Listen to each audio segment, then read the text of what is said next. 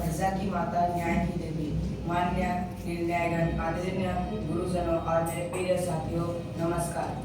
कुछ नाम समय के साथ धुंधले हो जाते हैं, कुछ नाम इतिहास की किताबों में सिर्फ एक पंक्ति बनकर रह जाते हैं, लेकिन कुछ नाम ऐसे हैं जिनकी गूंज सदियों बाद भी उतनी स्पष्ट सुनाई देती है। आज मैं आपको ऐसे ही एक नाम की कथा सुनाने जा रहा हूँ। महारानी अहिल्याबाई होलकर। 31 मई 1725 महाराष्ट्र का एक छोटा सा गांव चौड़ी, एक किसान पिता की गोद में जन्मी एक नन्ही सी बालिका, जिसे कोई नहीं जानता था कि एक दिन वह भारत की न्यायप्रिय और सेवाभावी रानी बनेगी।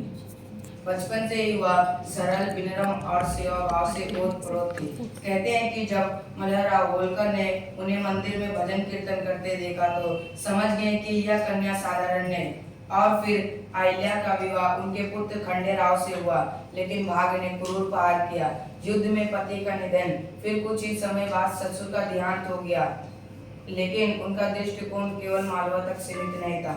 मित्रों, ऐसे कठिन समय में बहुत से लोग टूट जाते हैं, पर अहिल्याबाई ने अपने आंसू पोंछे और कहा, जब तक प्रजा जीवित है मैं अकेली नहीं हूँ। उन्होंने काशी के विश्वनाथ मंदिर का जीर्णोद्धार करवाया, गरीब किसानों से कर घटा दिया, व्यापार को बढ़वा दिया, सेना को संगठित किया, अपराधियों को कठोर दंड दिया। इतना ही नहीं, वह हर धर्म, हर जात के लोगों का समान रूप से सम्मान करते थे। लेकिन उनका दृष्टिकोण केवल मालवा तक सीमित नहीं था। उन्होंने काशी के विश्वनाथ मंदिर का जीर्णोद्धार करवाया, गंगा घाटों का निर्माण किया, सोमनाथ, द्वारका, अयोध्या, उज्जैन और कई अन्य नृत्यों का पुनर्निर्माण करवाया। उत्तर से दक्षिण, पूरब से पश्चिम उनकी छाप पूरे भारत में थी। इतिहासकार जॉनकी ने कहा था, उनका शासन एक आदर्श था जहां राजा और प्रजा के बीच कोई दूरी नहीं थी।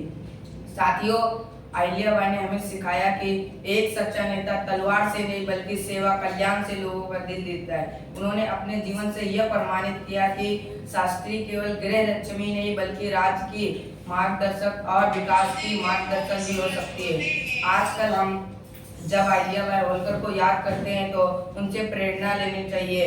प्रेरणा कठिनाइयों में हार ना मानने की, प्रेरणा सम्मान रूप करने से। आज जब हम अहिल्याबाई को याद करते हैं तो उनसे प्रेरणा लेनी चाहिए। धन्यवाद।